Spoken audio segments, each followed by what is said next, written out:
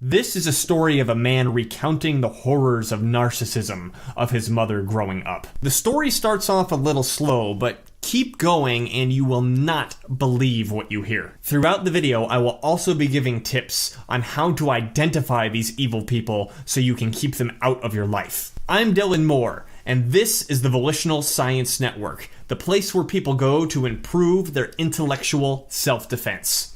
I received another email in response to the narcissism videos that I've been making, and it includes, unfortunately and horrifyingly, another story about child abuse and torture and having to grow up with, in this case, as we go over it, a narcissistic mother and a narcissistic grandmother. The person who sent me this story, Brandon, thank you for sending it, asked me to make a video about it for two main reasons. The first one is to finally get a platform that he can express his experience and express what he had to go through to people who can finally listen to him, because as we're going to see in this story, he spent his entire life trying to tell people about his abuse in order to have them deny it. And second of all, to show others what people are capable of and start giving them the tools that they need to recognize narcissism and abusers in others, even if that isn't directly affecting themselves. So with that, I'm going to get right into the letter. Hold on to your hats and buckle your seatbelt for this one, because this is going to be a wild ride. I don't know if this is the most terrifying story I've ever heard, but it's in the running. I am 29 years old, and I have spent the last 12 years of my life vacillating between service to the narcissists of my childhood and going no contact from my family. Going no contact led me deep into the woods where I could not be harmed by anyone but my own self and the demons of my past. In the last 2 years, I have been rebuilding my life from that history. I don't have all the answers for how to do so, but I will share some common experiences and themes that might help others recognize narcissists and abusers. The photo album showing love and smiles at every family get-together, the social media timelines they curate, the too good to be true Christmas letters, or the pleasant goodwill they plaster on when someone knocks at the door would lead you to believe that my family was the perfect family. If you had watched my two previous videos, you would already see the patterns starting to form. You would be one of many who believe the facade. My mother and father's choices are due to them not dealing with their own dysfunctions from their childhoods, or my grandparents from their respective childhoods. I grew up abused and tortured because generations of individuals failed to deal courageously with their histories, and because the alleged societal safety nets, families, teachers, pastors, peers, and neighbors, deliberately or not, chose to ignore my cries for help or even told me what I claimed was not possible because my family was perfect. This is why it's so important that you understand this information, because there's people being tortured, particularly children, tortured and abused, and when they come for help, this help that we're all supposed to be there for the children, like he said, the family, the teachers, the pastors, the peers, the neighbors, they'll all deny it because they'll all believe the perfection, the perfect facade that the family is putting on when you're looking. But when it turns away, the demons come out, as we're going to see. My mother and grandmother were the primary abusers in my childhood and teenage years. The rest of the adults in my family were passive enablers. I am the eldest of 4 boys and no girls. From before any age I can remember, up to 12 years old, my brothers and I received several times weekly spankings. Some spankings were punishment for brotherly spats. Most were for infractions, interesting word choice he has here, such as not perfectly washing food bits or soap suds off the dishes after meals. I had a similar situation where if I was told to clean the kitchen and clean all the dishes, if I cleaned them all, because they're in the sink, and then if I went and ate something and put that one dish into the sink, it was as if I had completely never touched anything. And my mother would absolutely freak out and yell at me because I left that one dish in the sink and she had told me to clean up the dishes. Continuing with his list. Not keeping my room clean. Not eating my meal in the proper order of food on the plate. Man, I didn't have to go through that. Not being thankful enough for the life I had. Oh, you are so ungrateful, my mother would always tell me. You are so ungrateful. Or for not behaving quietly enough in public. Not once did I achieve this perfection. My mother's version of perfection was ever-changing, inconsistent, and impossible to obtain. Yes, it's like this. It's like this minefield that gets put out, and the mines are moving around and shifting. And right when you think you've understood where the mines are, and you say, okay, I think I understand how to deal with this person, they shift, and you step on them, and they blow up. And you think, oh my God, I was following the rule that she gave me yesterday. Why did the rule suddenly change? It's because they're doing it on purpose to set you up, as we'll see. My mother often asked in angry exasperation, what would the neighbors think if they saw this? Before turning into what I term rage storms of unconstrained emotional and physical abuse. So, one of the things that the narcissist always does is called psychological projection, which is whatever they accuse you of doing, that's what they're doing themselves. And so, when the mother screams at the children, what would the neighbors think if they saw this? When they said it to the children, like, and the children take that as what would the neighbors think if they saw what I'm doing? But that's not what's going on here. What's going on here is the mother is screaming, what would the neighbors think of me when they see what I'm about to do? But they're not, because it's all going to be hidden. The spankings my brother and I were given were humiliating and agonizing, especially in my preteen years. Most instances, we all had to line up in front of my parents, even if only one of us was being punished. Sounds like a execution scene in North Korea. We were commanded to remove our pants and underwear and stand naked in front of them. Sometimes my mother would demand inspections of our genitals during these lineups because she was a nurse and needed to make sure that we were healthily developing. Nurse is an interesting euphemism for pedophile. We were then commanded to bend over our parents' knees or the bed to be beaten with a wooden spoon or belt. If only one of us boys was being punished, the others had to watch. These spankings left welts and bruises on our buttocks, thighs, and lower backs, painful for days or weeks. This is, of course, like the apex of humiliation. It's not just I'm going to beat you, I'm going to make everybody watch, I'm going to make you get ready for it. You pull down your pants, you pull down your underwear, you bend yourself over my knee, you stand here while I fondle your genitals because you have no privacy, right? The fact that you might have a will that determines what you want, the fact that you might say, hey, this is my boundary, none of that shall be happening. I'm going to break every single piece of it. After age 12, the spanking subsided. During those years, my father was frequently gone on business trips and my mother began to attack me in the middle of the night. These attacks were almost always perpetrated around 3 to 5 a.m. and began with my mother bashing in the door, waking me from deep sleep, screaming accusations. Sometimes it was because I had not vacuumed well enough. Or other times because she had seen me talking with a neighbor kid and knew I was trying to make friends and tell them lies about her. Again, the fucking projection. The fucking projection, because that's exactly what she was doing, right? She made friends to make up lies about Brandon. You didn't vacuum well enough, so I'm going to shake you awake in the middle of the night. What a fucking freak. Other times, because she suspected she would catch me sinfully fantasizing and masturbating. My bed was a bunk bed with a desk underneath it, and she would drag me from the bunk, scratching my arms as she did so, and pummel me on the floor as she raged.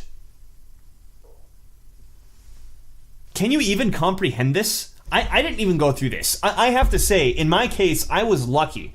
My mother had chronic fatigue syndrome, which she often accused us of not properly taking care of her for. It was a great narcissistic tool, but it did have the one benefit that she would be in bed by 7:30, and once she was asleep, more or less, unless she woke up to use the bathroom, I was safe. So, god damn, I can't even imagine this. I learned that protesting or fighting back made the attacks worse, so I would curl up as best as I could to protect my face and groin and take the blows. She often drew blood. These middle-of-the-night attacks continued until I turned 17, when I fled my mother's home for good. I have to admit, I have often fantasized that if I were somehow to go back to this time, let's say somewhere between 13 and 17, probably closer to 17 because I'd be physically bigger by then. If I were to go back to that time with all the thoughts and knowledge that I had now, obviously fantasizing, right? Of just kicking the shit out of my mom. Just kicking the shit out of her. And if she ever tried to get a hold of me or ever tried to do something like this, that I could just pop her in the nose. And I'm sure this guy has gone through similar fantasies because, god damn, in any reasonable, rational situation, if anybody without hesitation, if they heard this description outside of the realm of a parent-child relationship, they would say, yeah, that person should be in jail. Yeah, you should have defended yourself and kicked the shit out of them. But because it's this parent-child relationship, for some reason we just have to completely deny that it exists. Going on, I spent the majority of my junior high and senior high school years avoiding going home. When I would return home, my mother would often begin to rage at me, and I took to fleeing the house. About 50 to 100 nights of any given school year during that time, I would wander my neighborhood for most or all of the night, knowing that it was dangerous for me to go home. In my senior year of high school, I had teachers notice that I had no backpack, was wearing the same clothes as the same day prior, and my homework was not completed or turned in. 3 times, individual teachers inquired privately into what was going on at the home. I opened up about the abuse, and I was told, I have to get ready for this. I opened up to the abuse, and I was told, stop making excuses for not doing your homework. You are receiving an F grade on this. Do not procrastinate. And that is impossible. I have met your mother at conferences. She is a wonderful and sweet woman. How would you lie about her like that? And it can't be that bad. Stop exaggerating and do your homework. I learned that nobody cared in school. This is what I'm talking about. He mentioned this at the beginning of the story too, is everybody was an abuse enabler. Fuck. I learned that having friends was not safe either. From early childhood to my teenage years, my mother could sniff out if I was starting to make a friend. She would always find or fabricate an excuse for why that kid is not allowed in my life. I don't love. That's totally sarcastic. The fabricated excuses and the fabricated reasons are just... The narcissist always has this brilliant reason. Brilliant, like seductive, manipulative, brilliant reason that you just can't argue with. That you must agree with him. And you must take that thing out of your life that you want so badly. If I continued to make any friends, I was rage-stormed, spanked, and attacked. I eventually stopped trying to make any friends. This isolation made me the perfect victim for her continued abuse. Of course, that was the whole goal, right? Because look, with the friend, and we're going to get into the church, and he mentioned the friends, the friends, the family, the pastors, the teachers, the school, the everybody, the neighbors. None of them believed it. And the reason she's chasing off these friends, because it's not so much that she's sniffing out that you're having friends, she's sniffing out somebody who might recognize what she's doing and not believe her perfect bullshit. That's the secret here. Is that the narcissist will surround themselves with slaves. And I've mentioned this to people before, that I believe that there's Hitlers and Stalins and Pol Pots and Mao Zedongs and all horrible, evil people walking around everywhere. If you go walk around downtown, you're just going to see them everywhere. The only difference between them and these mega mass murderers is that nobody's listening to them. And the dangerousness of the narcissist in a societal sense is proportional to how big their imagination is and how many slaves they aim to surround themselves with. And so the narcissist will surround themselves with people that only say good things about them, that only worship them. And if they feel that there might be somebody coming into distance that's going to see through their shit, they're going to get rid of that person immediately. Even if they have to take their entire group of slaves and give them the orders for them to turn on this person to get that person to leave. Because a narcissist can only handle people around him that worship him. Or her, in this case. Going back to the letter. This isolation made me the perfect victim for her continued abuse. I had no peers to go to for help or escape. The almost friends or acquaintances I had my own age would not believe me if I told them of the events going on at home. Because of the few times they had met my mother, she had behaved kindly and sweet. Because she's perfect, right? Everything about her is to put on this perfect form. And the last thing that she can handle is you providing evidence that she might not be perfect. They figured I must be exaggerating. I learned it was useless to ask for any help or reach out in any way.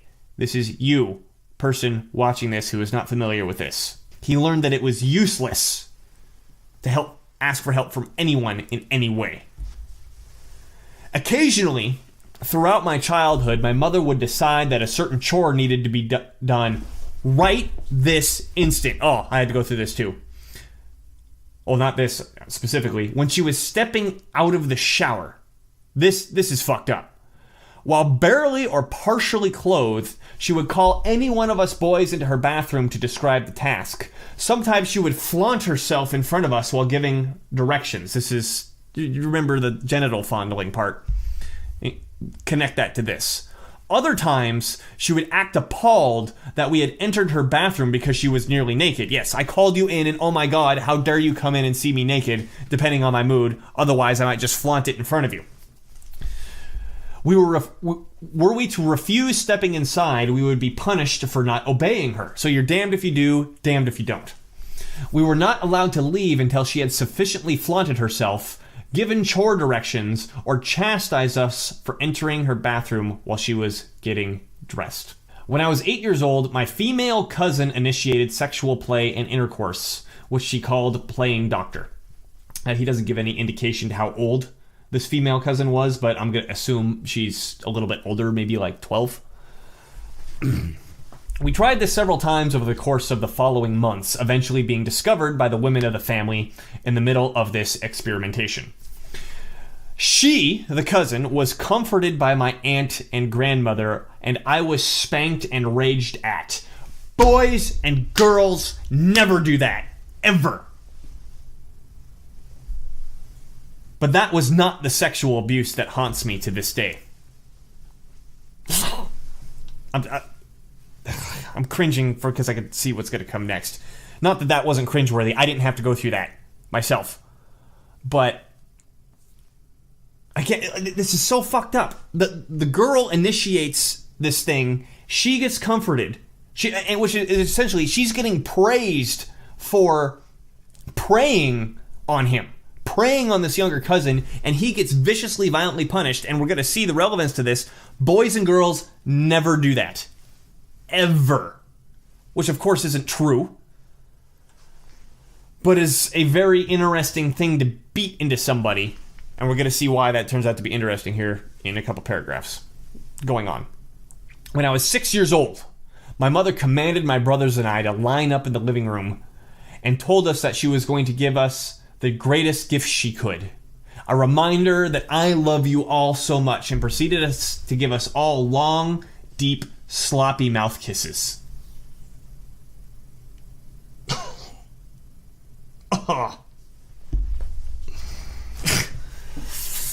I felt especially ashamed, scared, and paralyzed. I'm having my own flashbacks here, just why I'm freaking out so much. Since my mother had always been adamant that mouth kisses were only for husbands and wives, not for anybody else ever. So my mom would do this to me. I don't know if she ever kissed me on the mouth like he's describing here, but she called it being lovey-dovey. She had to and come up to me and just like hit me with these sloppy, nasty kisses, and just I don't remember ever not being absolutely revolted by the touch of my mother. When my mother touched me, it was like my skin would crawl, and it was like everything that I could possibly do not to try to shove her away, because I knew if I did, I'd get punished.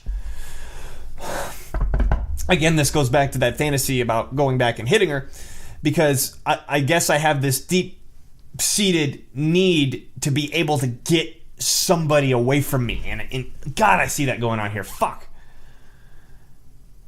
And again, we see this pattern of pedophilia, fondling genitals, flaunting her naked body in front of her young boys, and like making out with them.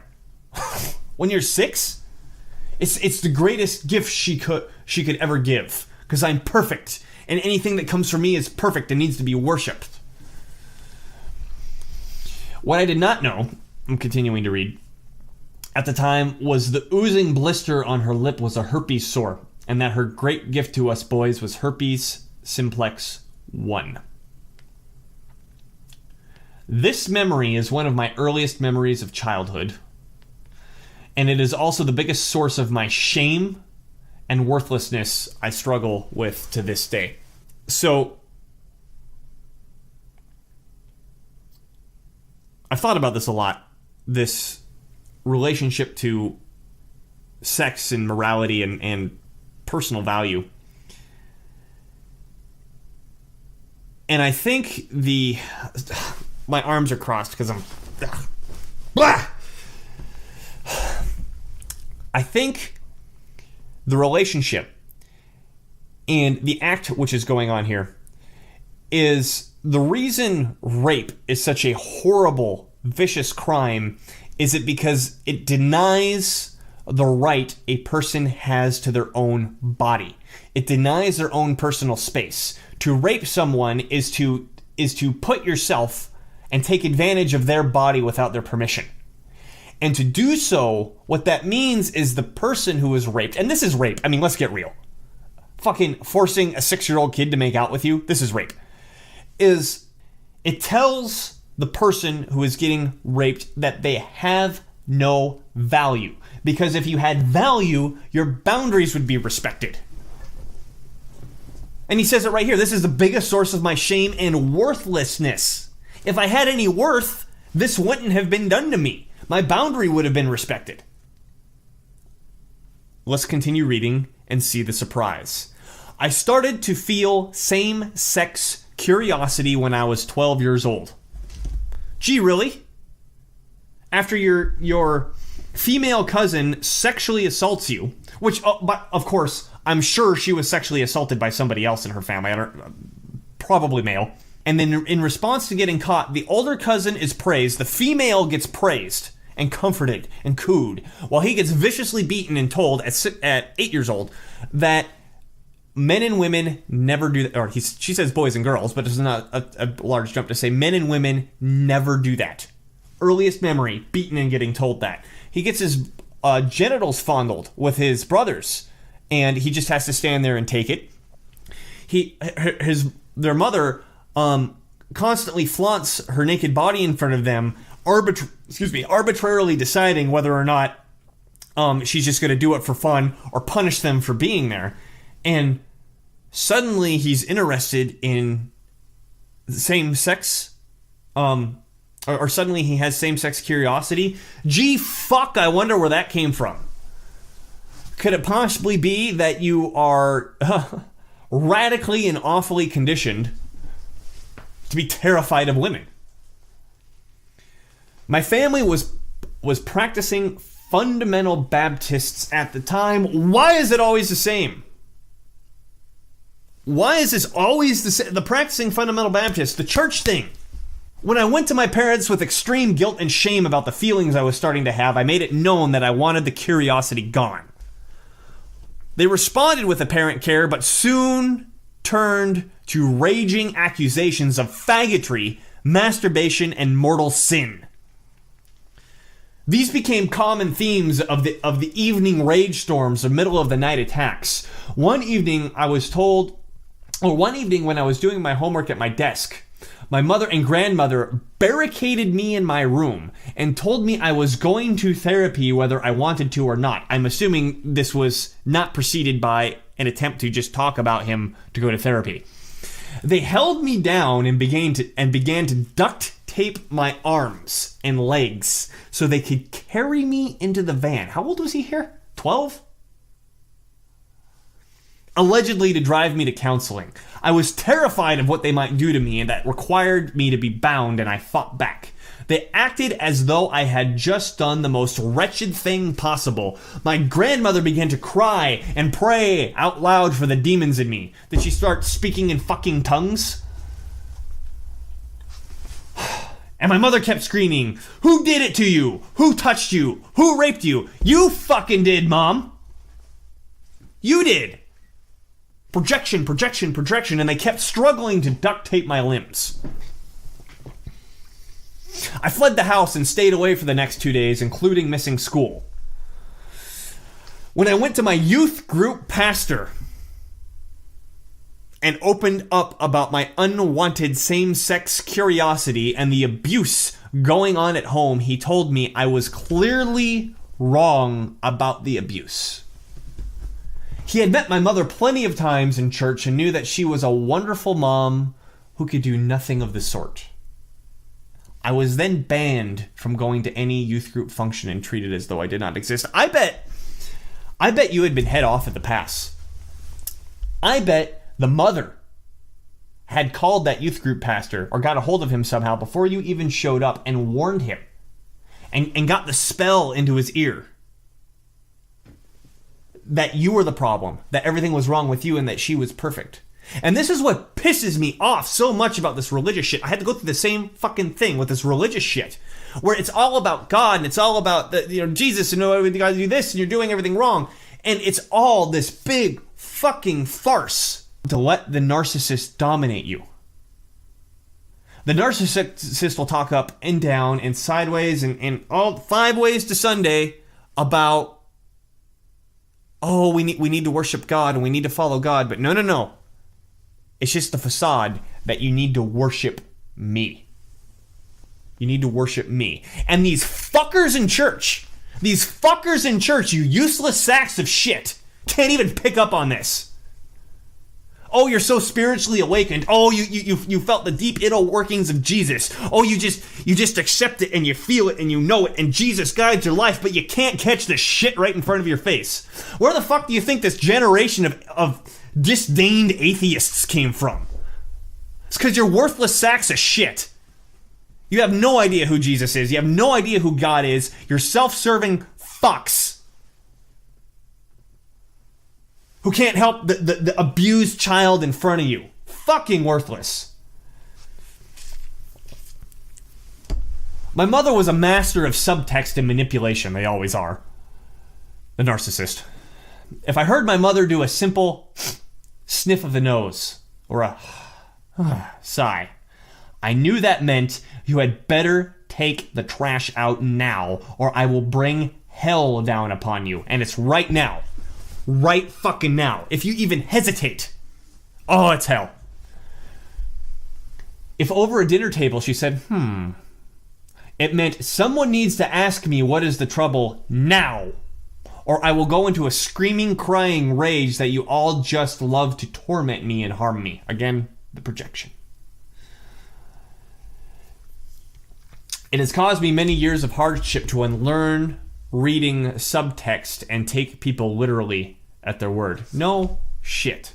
I've had this problem too, where I've seen this problem in other people as well, where you really, it's like you become so paranoid that everything that somebody says is just a setup for a blow that's going to come later.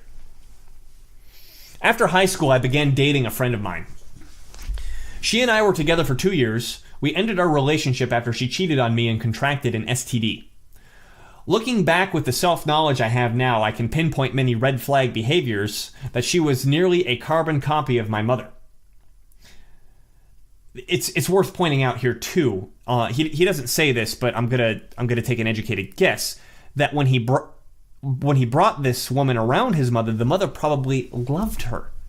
The mother probably just fawned over her and thought she was amazing. Because if you were to bring around a woman who is like, man, your mom's a crazy bitch, what's up with her? Remember what I said about the narcissist has to have this wall, this surrounding of worshipers.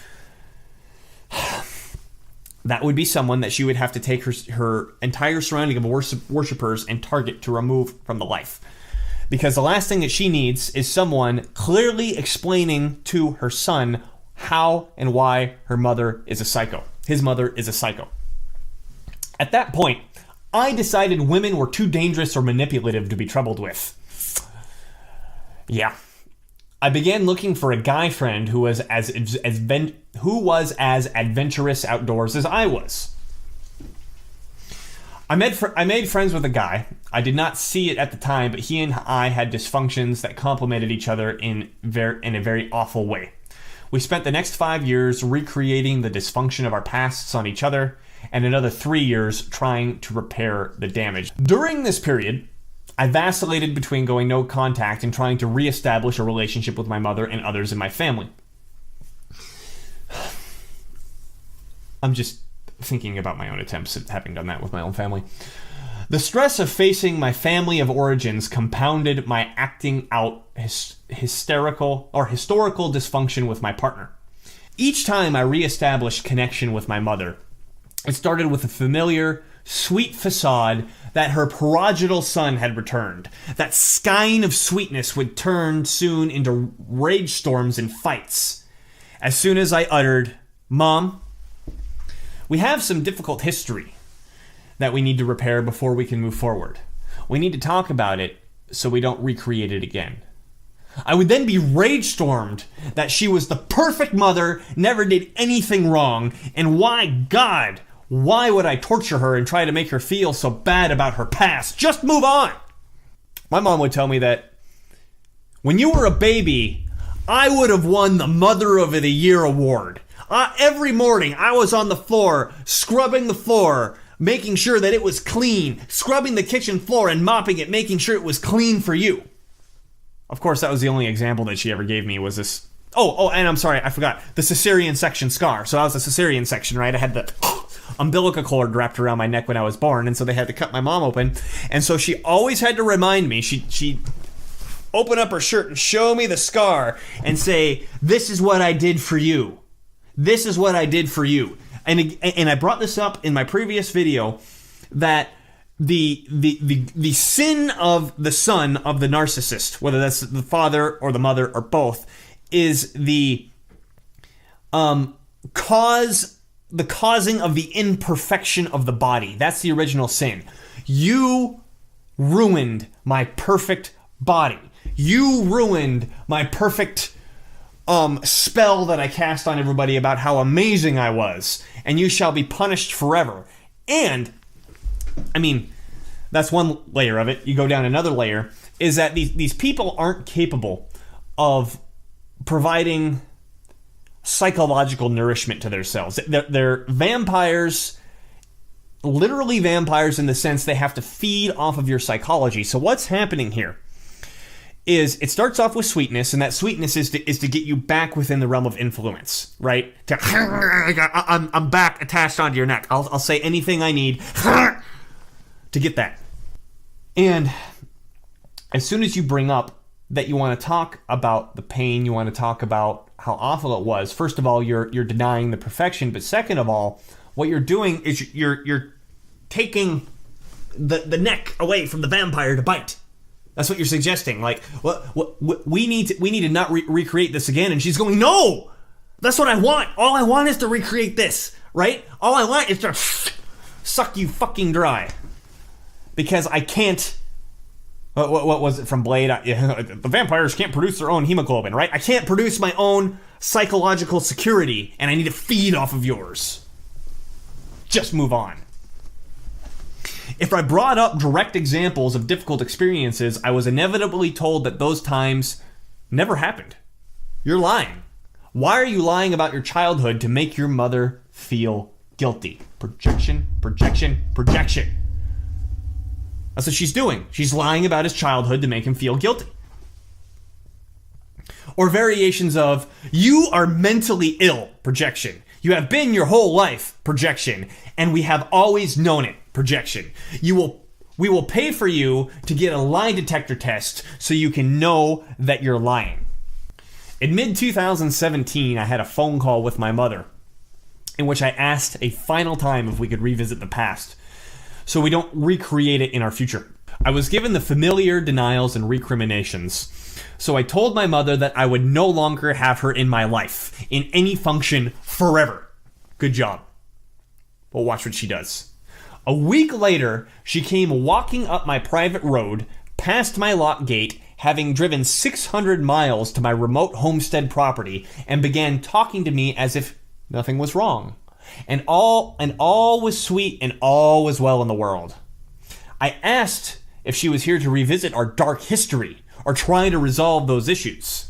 She ignored my question and began taking photo after photo of me, my cabin, the land, talking how beautiful it was and how wonderful a cabin I had built. I demanded that she turn around, leave now, and never return. She eventually complied and walked back down my road. I have no social media of any kind, but according to my brothers, after that surprise visit, she posted photos on her social media and wrote, "It was so wonderful visiting my son and seeing his land and cabin. What a beautiful place." Do you see what she did here? When you don't understand the narcissist, this all looks random. This behavior of turning sweet to evil, sweet to evil, sweet to evil. But the pattern is this. It's whatever I have to do to continue feeding off of you, I'm going to do. And if you suggest that you have a boundary, the first thing I need to do is to destroy that boundary. So after all this fighting, he tells his mom, "I'm done. It's over. Never talk to me again." She immediately drops everything, drives 600 fucking miles, parks at the gate, walks up the driveway, and starts taking pictures, ignores what he's saying, acts as if everything is great, and plasters those pictures all over social media, which he doesn't have any, and doesn't obviously post his own pictures on his own social media. This is the moment you suggest that you have any boundaries, which is, like I said, to have boundaries is to have value. That's why rape is so evil. You're taking the value away from a person. This is an extension of that rape.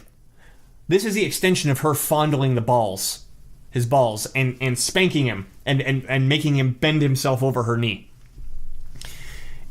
I will destroy your boundaries to constantly remind you, you are nothing but food to me.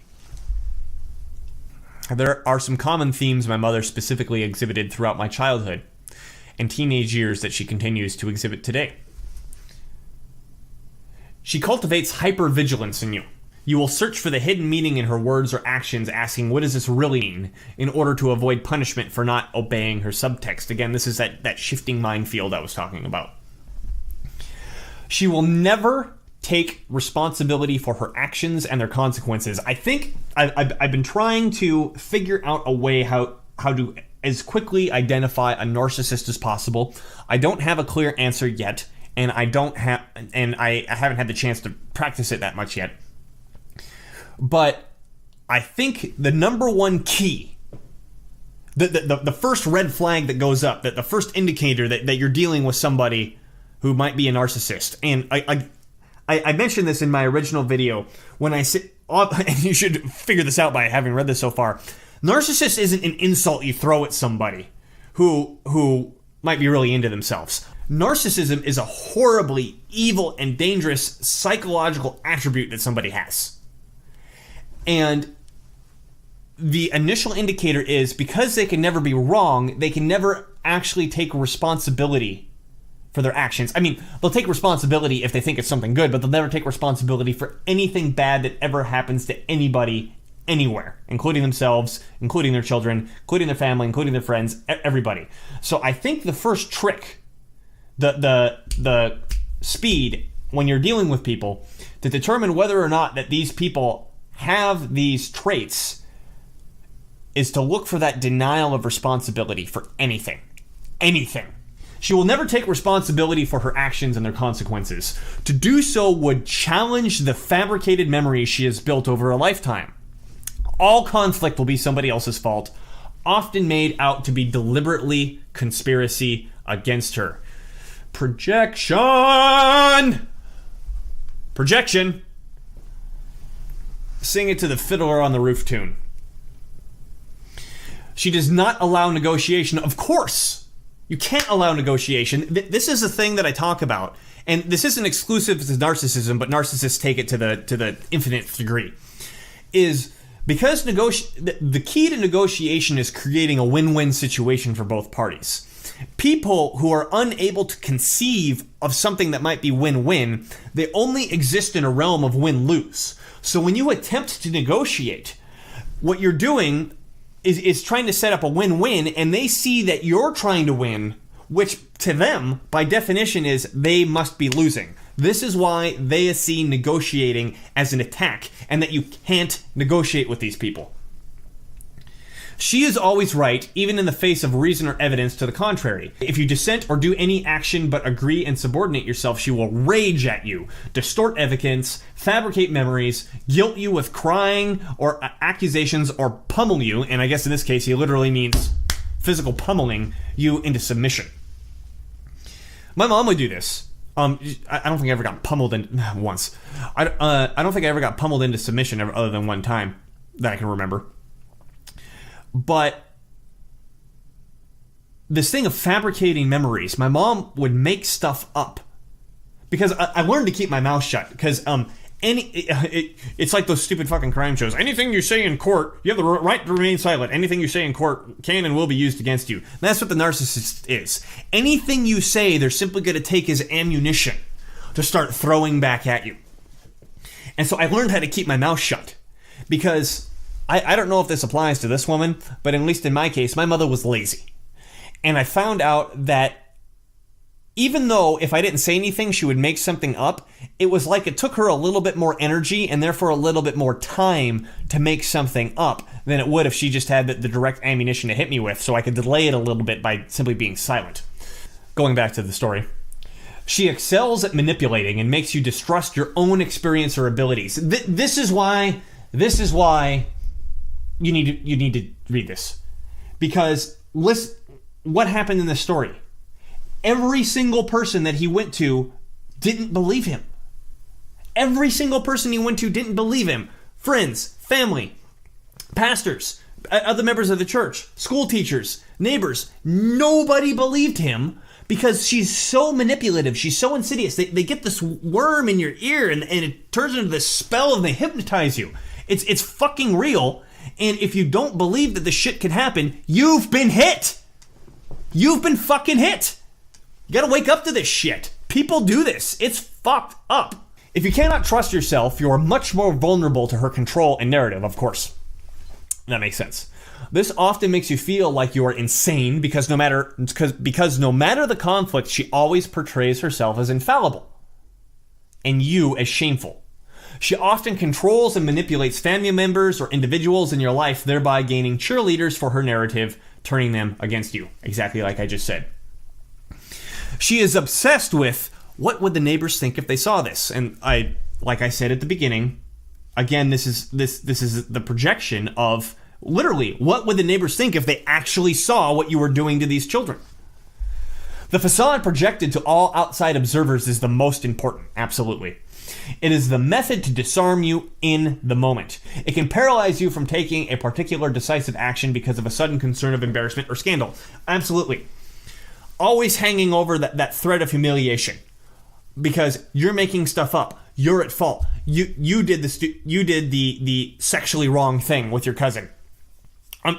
I'm sure she fucking announced that whenever she felt that it would get your bleeding neck closer to her face. This facade is part of portraying to the world that her life is perfect and enviable. She is extremely vain about personal appearances and status. Again, this is the "you ruin my perfect body" thing. She expresses this in hypersexual behavior toward her sons. He made that very clear. Heavy applications of cosmetics and fashionable clothing, and seeking endless validation of her beauty. Well, my mom wasn't to this extreme. I don't think my mom was to any of this extreme, by the way. This is fucking nuts. But one of the things I remember is my mom's pile of shoes in the closet. Just like this monstrous pile of shoes. She was constantly buying shoes and constantly buying all this clothing that she would never ever wear. And a lot of it was clothing that it's not that she never wore it. It's like she never had the occasion to wear it. It's like, if you buy this nice dress and you never go to a thing where you're going to wear a nice dress, what was the point of buying the dress? So I think my mother had something similar where she was battling with this. I should be hypersexualized, but I'm frustrated because I never married a man who would give me the opportunity to capitalize on that hypersexualization.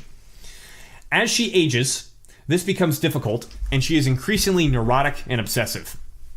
I'm sure. She demands that you observe her boundaries, though she will violate your boundaries at will. Again, this is rape. This is rape. These violations are often done with the greatest attack advantage when you are sleeping, unsuspecting, or unaware. It's rape. If you protest or fight back against her violation, she will manipulate or rage storm you for wretched disobedience. Again, what are you supposed to do with someone like this other than fucking physically fight them off? You may eventually give up erecting any personal boundaries. Yeah. I mean, similar to the experiences that he said about the mom calling them into the bathroom. And you know what? My mom would do the same thing, call me into the bathroom, now that I remember that when she was naked in the tub. I don't know if she was flaunting or not.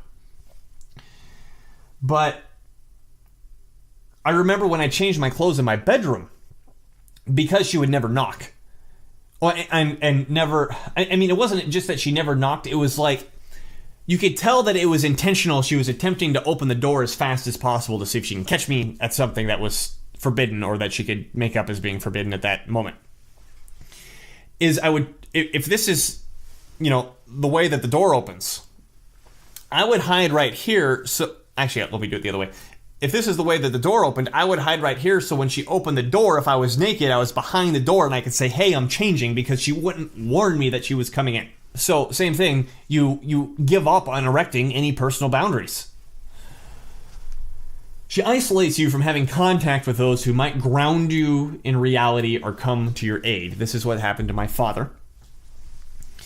My father was fucked up a lot of things, drug addict and alcoholic, but one thing that he did do, or at least attempted to do when I was very young, he was the one voice in my ear that was like, Dylan, you're not making stuff up. Your mother is crazy, and she should not be treating you the way that she's treating you. He was the one voice in my life that said that, the one. He failed miserably at doing anything to save me from it, but my mother was so vicious about making sure that I understood that my father was lying, that my father was making stuff up, that my father was trying to turn me against her, and that he shouldn't be believed in all these horrible things that my father did. And it's for the same reason. Anybody that I might go to that might give me some sort of grounding in reality or confidence, she's got to fucking annihilate. And again, you should have caught the projection there. She said that my father was trying to tell me lies in order to get me against her, but no, she's telling lies about my father in order to get me against him. Projection! Friends, family, or confidants might strengthen your knowledge of reality when she needs you pliant to her fabrications and narrative. Again, it's all about the food. It's all about the food. It's like a food bowl in front of a dog when they're ready to eat. Nothing else exists other than that food bowl, and if you try to take it away, they're going to bite. She maintains her web of control at all times, as much as possible. Any threat to the web is rage storm inducing. People in her life are not individuals with their own identity will, or desires. They are supplicants who offer themselves up to her insatiable emotional hunger. It's exactly what I've been saying the whole time. Any person who challenges her emotional vampirism is to be raged into submission. Those who will not submit are excommunicated. Exactly what I fucking said. The mental gymnastics required for such manipulations is often impossible to believe. Yeah. You made that very clear, is you tried to tell this to people and it was impossible for them to believe. I found that my mother and all other family members who employed these tactics must be excised from my life. Totally true. Totally true. You need to get these fucking people out of your life. Fuck them. I already gave 12 years in service to this dysfunction and cruelty. I have a long way to go in healing from my past, but in courageously, honestly, and painfully confronting my history, I can build the best life for myself and maybe a wife and children in the future. Oh my God.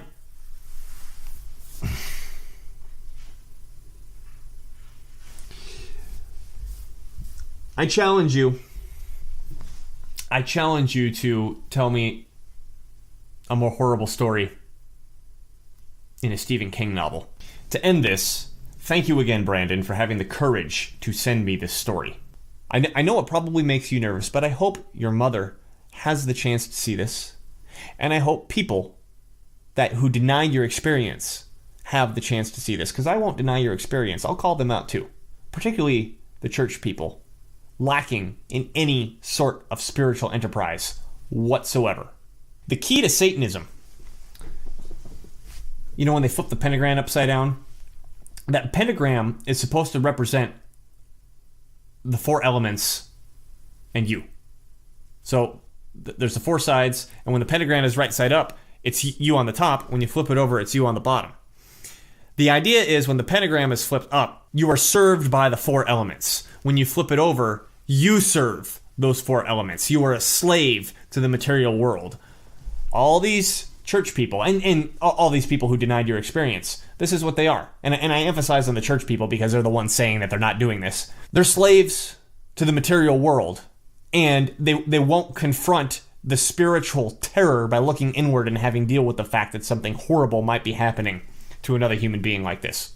I hope all of you get a chance to see this, particularly the mother and particularly the grandmother, so they can wallow and scream in terror that their story's being told, that the curtain's being lifted, so everyone can see how evil that you are, and you're not perfect, and you can't hide it any longer. If you have your own narcissistic story and you want me to make a video out of it, please send it to me. I'm happy to continue doing this. This is so important that people, first of all, that these victims get, very first of all, the acceptance and acknowledgement from other people that they did go through something like this, and that they can get the momentum that they need to heal themselves. But second of all, and this is more importantly on a societal scale, we must begin to recognize these dangerous personality types. Stop worshiping them. Stop putting them in positions of power. And again, I'm not just talking about political power. I'm talking about like just a business owner or a pastor or a school teacher or anybody who gets the ability to generate this wall of slaves that they can get to do their bidding and crush people that come into their path.